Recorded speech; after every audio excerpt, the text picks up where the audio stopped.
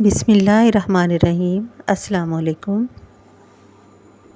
Students, شعر number 4 کی تشریح کرتے ہیں۔ شعر نمبر 4 ہے، جمے جس طرف آنکھ جلوہ ہے اس کا، جمے جس طرف آنکھ جلوہ ہے اس کا، جو یکسو ہو دل تو وہی چارسو ہے۔ مفہوم ہم نے تھوڑا سا ایکسپلین پہلے بھی کیا ہے۔ آنکھ جس طرف متوجہ ہو، غور سے دیکھے، جمے غور سے دیکھے، جس طرف متوجہ ہو آپ صلی اللہ علیہ وسلم کا نظارہ ہوتا ہے، جلوہ ہوتا ہے۔ اگر دل کو آپ صلی اللہ علیہ وسلم کی کامل محبت یقین نصیب ہو جائے تو پورے جہاں میں آپ صلی اللہ علیہ وسلم کے ہی جلوے ہوں۔ اس کی تشریح میں ہم ذکر کرتے ہیں مفہوم کا بھی، کہ شاعر کے اس شعر کی وضاحت یہ ہے کہ دراصل اللہ تعالیٰ نے آپ صلی اللہ علیہ وسلم کو خوبصورت بنا کر دنیا میں ان کے جلوے ظاہر کیے، دنیا میں ان کے جلوے ظاہر کیے، اس طرح کہ پھولوں میں ان کی خوشبو اور پرندوں کی صداؤں میں نبی کریم صلی اللہ علیہ وسلم کا ذکر، اذان میں نبی کریم صلی اللہ علیہ وسلم کا ذکر، اور درود و سلام میں نبی کریم صلی اللہ علیہ وسلم کا ذکر، اور اللہ تعالیٰ خود فرماتے ہیں کہ میں اور میرے فرشتے نبی کریم صلی اللہ علیہ وسلم پر درود و سلام بھیجتے ہیں، اور تمام حسین چیزوں میں آپ صلی اللہ علیہ وسلم کی خوبصورتی کو خیرات بنا کر تقسیم کیا۔ یعنی نبی کریم صلی اللہ علیہ وسلم کو اللہ تعالیٰ نے اتنا خوبصورت بنا کر بھیجا، آپ صلی اللہ علیہ وسلم کے ظاہر اور باطن کو اتنا خوبصورت بنایا کہ تمام خوبصورت چیزوں میں نبی کریم صلی اللہ علیہ وسلم کی اس خوبصورتی کا صدقہ جو ہے وہ تقسیم کیا اور انہیں حسن کی دولت عطا کی۔ یہاں اسٹوڈنٹس تشریح تھوڑی سی کم ہے، اس کے ساتھ آپ نے مفہوم کو ملا کر تشریح میں لکھنا ہے۔ جب آپ لکھیں گے تو آپ تھوڑا سا مفہوم کو بھی یہاں اس کا بھی ذکر کریں گے اور پھر اس کو تشریح کے ساتھ ملا کر لکھیں گے، اور اس سے تعلق رکھنے والا ریلیٹڈ شعر وہ میں نے لکھا ہے۔ دل ان کے ذکر سے بھرتا نہیں، دل ان کے ذکر سے بھرتا نہیں، میرے نبی کے نام میں ایسی مٹھاس ہے، صلی اللہ علیہ وآلہ وسلم۔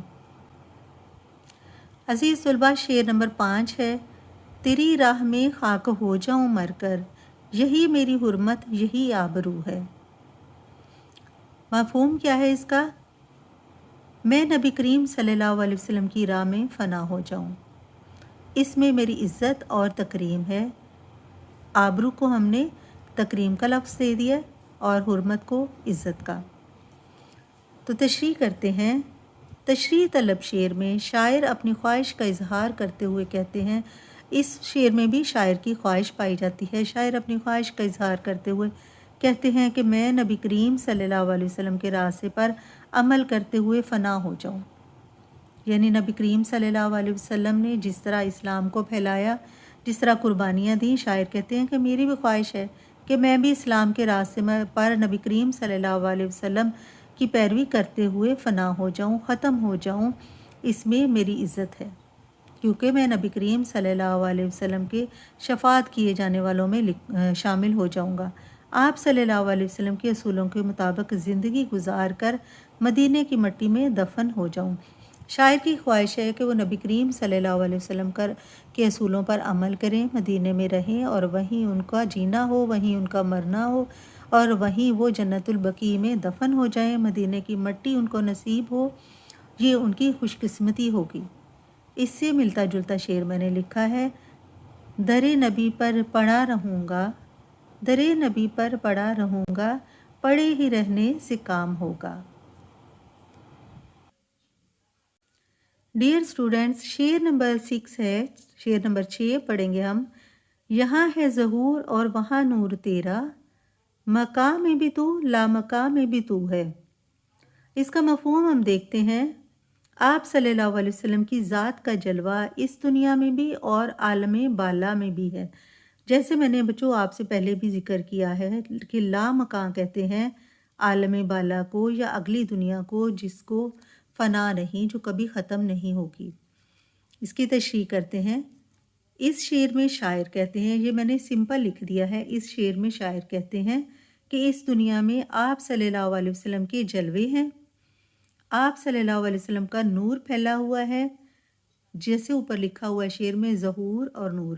आप सल्लल्लाहु अलैहि वसल्लम का नूर फैला हुआ है, हर जगह पर आप सल्लल्लाहु अलैहि वसल्लम की ही नूर की रोशनी है और आप सल्लल्लाहु अलैहि वसल्लम का ज़िक्र जारी है।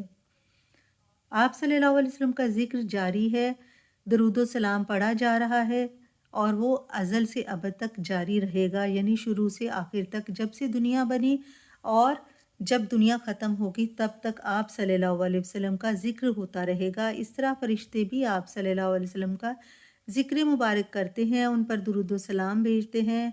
आप सल्लल्लाहु अलैहि वसल्लम से मोहब्बत ही हमारी शफ़ाअत का वसीला है, यानी हम नबी करीम सल्लल्लाहु अलैहि वसल्लम से मोहब्बत करेंगे तो ही हमारी शफ़ाअत होगी। आप सल्लल्लाहु अलैहि वसल्लम हमारी शफ़ाअत का वसीला बनेंगे।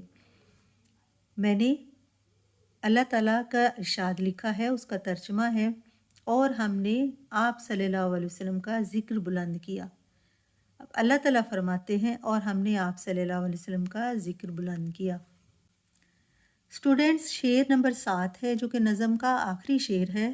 जो बेदाग लाला जो बेखार गुल है, वो तू है वो तू है वो तू है। मफ़हूम है, लाला के फूल में दाग और गुलाब के फूल में कांटे होते हैं, लेकिन आप सल्लल्लाहु अलैहि वसल्लम की ज़ात मुबारक बेदाग है, बेनक्स है, कोई ऐब नहीं, आप पाक हैं हर चीज़ से। तशरीह में हम देखते हैं इस शेर में लाला और गुलाब का ज़िक्र किया गया है। लाला और गुलाब दो फूल हैं जिनका ज़िक्र किया गया है इस शेर में, कि दोनों खूबसूरत फूल हैं, लेकिन एक में कांटे और दूसरे में दाग होता है। जैसे कि स्टूडेंट्स, मैंने आपको पहले बताया रीडिंग में कि जो लाला का फूल है वो बहुत खूबसूरत है और वो भी सुर्ख रंग का है, लेकिन उसमें एक काले रंग का दाग है। लेकिन नबी करीम सल्लल्लाहु अलैहि वसल्लम की शख्सियत बेऐब है, बेदाग है। वाहिद नबी करीम सल्लल्लाहु अलैहि वसल्लम की ज़ात बेऐब है। आप सल्लल्लाहु अलैहि वसल्लम की पूरी मुबारक ज़िंदगी बचपन से जवानी तक हुस्न से भरपूर और बेदाग रही है, बेऐब रही है। आप सल्लल्लाहु अलैहि वसल्लम के जो अमल थे उनमें कोई ऐसी बात नहीं देखी गई कि जिस पर कोई उंगली उठे या कोई कहे कि नबी करीम सल्लल्लाहु अलैहि वसल्लम की तरफ से नाउज़ुबिल्लाह ये काम हुआ। हज़रत हसन बिन साबित ने नात में कहा है कि आप सल्लल्लाहु अलैहि वसल्लम से हंसी ना मेरी आँख ने देखा और ना किसी माँ ने जना। आपको पता है बच्चों, हज़रत हसन बिन साबित जो थे वो आप सल्लल्लाहु अलैहि वसल्लम की तारीफ़ में नाते पढ़ा करते थे, और उन्होंने नात जब पढ़ी तो उसके कुछ अल्फाज हमने लिए हैं कि हज़रत हसन बिन साबित ने अपनी नात में ज़िक्र किया है, आप सल्लल्लाहु अलैहि वसल्लम से हसीन ना मेरी आँख ने देखा और ना किसी माँ ने जना, यानी पैदा किया। इसमें आप सल्लल्लाहु अलैहि वसल्लम के तमाम अमाल भी शामिल हो गए, तमाम अमली ज़िंदगी जिनकी हमें पैरवी करनी चाहिए, और आप सल्लल्लाहु अलैहि वसल्लम की ज़ात और सिफ़ात जितनी उनकी खूबियाँ थीं वो भी इसमें शामिल हो गई। जिस तरह के बच्चों हमने शुरू में पढ़ा है, आप सल्लल्लाहु अलैहि वसल्लम की ज़ात के बारे में जान सकेंगे और आप सल्लल्लाहु अलैहि वसल्लम की ज़िंदगी के मुख्तलिफ़ पहलुओं से आगाह करना। तो यहाँ हमने नबी करीम सल्लल्लाहु अलैहि वसल्लम से अक़ीदत व मोहब्बत की जज्बात, जब हम नात हमने पढ़ी है, इसकी तशरीह की है, तो हमारे अंदर भी नबी करीम सल्लल्लाहु अलैहि वसल्लम से मोहब्बत के जज्बात उभर आए हैं। यकीनन आप ने भी ऐसा ही महसूस किया होगा, और आप सल्लल्लाहु अलैहि वसल्लम की ज़ात की खूबियों को हमने देखा मुख्तलिफ़ तरीक़ों से, और नात के मानी क्या है ये भी हमने जाना, कैसी नज़म।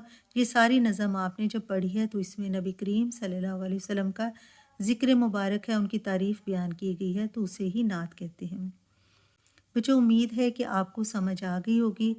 इस तरह इसको रिवाइज़ करें, अपनी नोटबुक्स पे उतारें। इंशाल्लाह नेक्स्ट हम इसकी एक्सरसाइज के साथ, मश्की सवालात के साथ मिलते हैं। अपना ख्याल रखिएगा, दुआओं में याद रखिए। अल्लाह हाफिज़।